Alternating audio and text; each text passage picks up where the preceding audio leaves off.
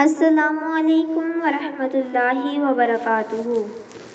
قربانی کے جانور کی شرائط۔ امت کو قربانی کے لیے 2 دانت کا جانور ذبح کرنے کی تلقین کی گئی ہے۔ رسول اللہ صلی اللہ علیہ وآلہ وسلم نے فرمایا، تم صرف 2 دانت والا جانور جو 1 سال سے زیادہ عمر کا ہو کی قربانی کرو۔ ہاں، اگر تم کو دشوار ہو تو جزع 1 سال کی بھیڑ یا دمبا ذبح کرو۔ یہ اجازت صرف دمبے کے بچے کے لیے ہے، بکری کے بچے کے لیے نہیں۔